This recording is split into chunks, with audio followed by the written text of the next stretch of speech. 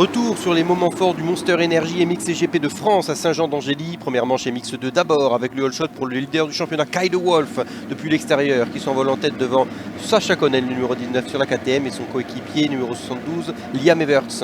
Sacha Konen à l'intérieur qui tout de suite prend le leadership à Kay de Wolf.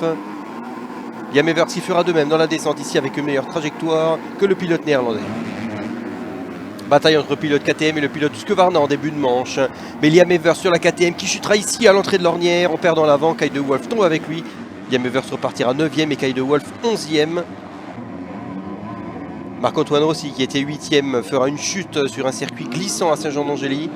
Pendant ce temps, Liam Everts qui bataille pour remonter. Il double d'abord la Fantique de Kai Karsmakers. Kay de Wolf qui est revenu sur lui également. Qui juste après la ligne droite de départ double le pilote néerlandais. La bataille recommence entre les deux hommes et cette fois-ci Kay de Wolf qui trouve l'ouverture proprement sur Liam Everts. Après quelques tours, c'est une bataille de frangins qui se déroule en tête de la manche. Sacha Konen qui se fait attaquer par son frère Lucas sur la Husqvarna numéro 96. Un peu court dans la montée, Sacha Konen qui perd du temps et Lucas qui trouve l'ouverture. Marc-Antoine Rossi, le français, qui abandonnera après sa chute en début de manche. André Adamo qui attaque cette fois-ci Sacha Konen pour le gain de la seconde place. Sacha qui commence à faire des petites erreurs sur un circuit très technique. Il fera une grosse chute ici dans les descentes, en perdant l'arrière dans la descente la plus technique du circuit de Saint-Jean-d'Angély. Avec une petite perte de lucidité, Sacha retombera une seconde fois ici dans une ornière. Il finira 15e de cette première manche MX2. En fin de manche, Simon Lagenfelder qui revient sur Mikel Arup sur la Triomphe. Il lui enlève l'avant ici dans une ornière profonde pour le gain de la 3e place. Mikel Arup qui repartira et finira 5e de cette première manche MX2. C'est ensuite le leader du championnat Kay de Wolf de revenir sur l'Allemand sur la gaz-gaz. Il lui prendra la 3e position dans le même virage. Et c'est donc une 3e victoire de manche de la saison pour Lucas Konen sur sa Husqvarna qui l'emporte devant André Adamo, le champion du monde en titre, et Kay de Wolf revenu 3e après sa chute.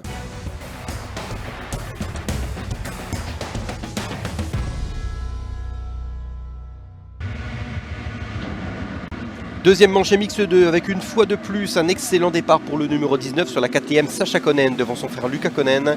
Lucas qui prendra un petit peu large dans le premier virage et qui se fera doubler par la gaz-gaz de Simon Lagenfelder et la Triomphe de Mikel Arup.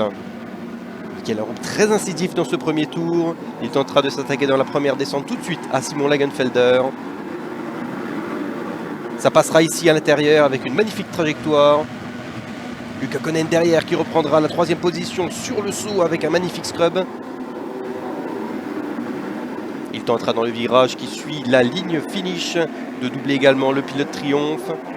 Ça passera quelques instants plus tard. Il prendra sa 2e position. Simon Lagenfelder qui reprendra également la 3e position à Mikel Arup dans les vagues sur le haut du circuit de Saint-Jean-d'Angély. Mikel Arup qui tentera de reprendre son bien et qui chutera ici après une erreur dans le virage. Il y a presque contact entre les deux hommes. Nouvelle bataille de frangins en tête de la course à Saint-Jean-d'Angély. Lucas Konen qui prend l'avantage dans le virage avant la grande montée du circuit. Kay de Wolf qui s'attaque désormais à Simon Lagenfelder avec un magnifique passage dans les vagues. Ça passe pour le leader du championnat. Un petit peu plus loin pour la 5e place, André Adamo qui double Ferruccio Zanchi sur la Honda HRC.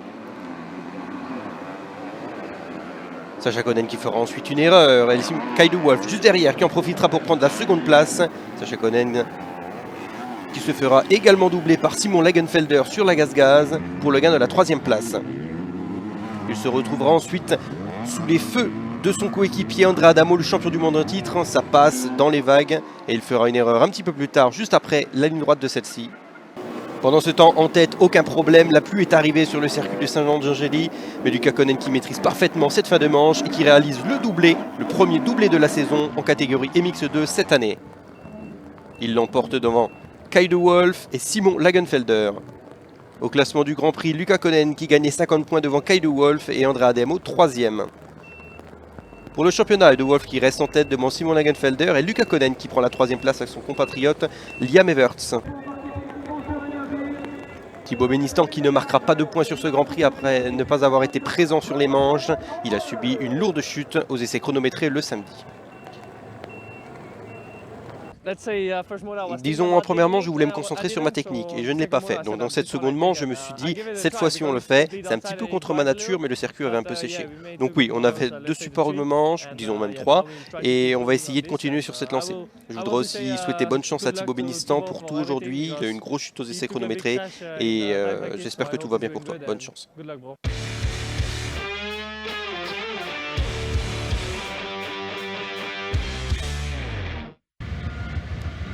En catégorie MXGP, départ de la première manche et le Fox Shot à mettre au crédit de la Kawasaki numéro 3 Romain Fèvre sur son Grand Prix national. Romain Fèvre qui roule avec un pouce diminué après un gros choc le samedi aux essais chronométrés.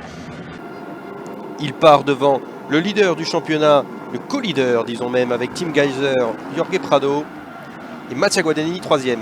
Tim Geiser tout de suite qui fait une attaque sur Mattia Guadagnini, ça passe. Il s'attaque ensuite à Jorge Prado, les co-leaders du championnat, ça passe pour Tim Geiser ici à l'extérieur après un freinage un petit peu difficile pour le pilote espagnol. Tim Geiser qui ensuite passe rapidement Romain Fèvre ici dans la grande montée de Saint-Jean d'Angély pour la tête de la manche. Jeffrey Herlings qui s'attaque à Mattia Guadagnini pour le gain de la 7e place après un mauvais départ.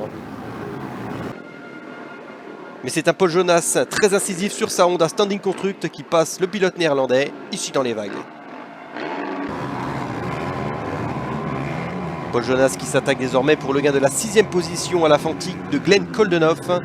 Ça passera ici dans un magnifique intérieur dans les vagues du haut du circuit. Jorge Prado qui a 4 tours de la fin de la manche, qui se rapprochera dangereusement de Romain Fèvre et qui pèsera ici sur la ligne d'arrivée. Tim Geiser est désormais trop loin pour être rattrapé. Et il s'imposera en patron sur cette première manche MXGP devant Jorge Prado et Romain Fèvre. Tim Geiser qui prend donc provisoirement la plaque rouge du championnat MXGP.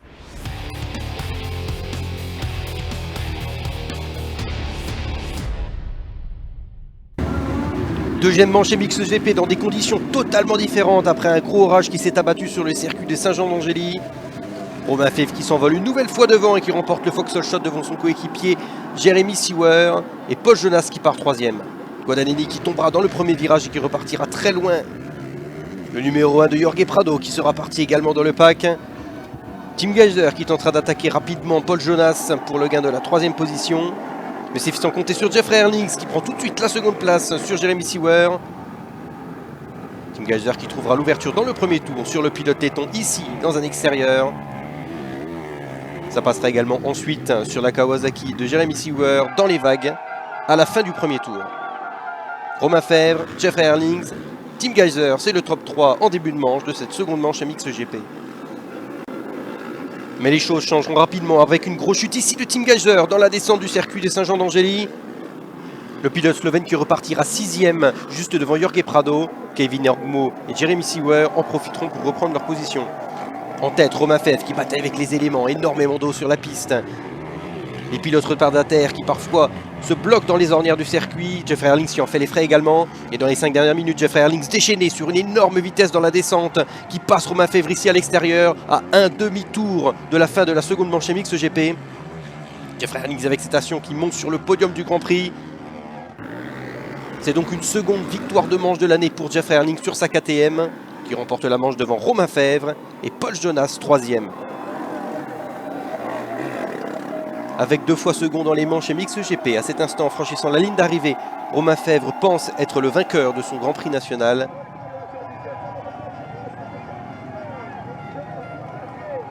À cet instant, le podium le voici. Romain Fèvre premier, devant Jeffrey Herlings second et Tim Geiser 3e.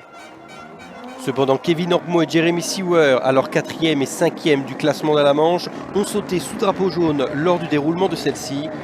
Ils seront donc déplacés chacun de 2 places. Jorge Prado et Tim Geiser termineront donc 4e et 5e de cette seconde manche MXGP. Au classement du Grand Prix, c'est donc Tim Geiser pour un petit point qui remporte le Monster Energy MXGP de France devant Romain Fèvre et Jeffrey Herlings. Jorge Prado terminera 4e et Paul Jonas 5e. Au classement du championnat du monde, Tim Geiser prend donc officiellement la plaque rouge devant Jorge Prado. Romain Fèvre est 3e, Jeffrey Herlings 4e.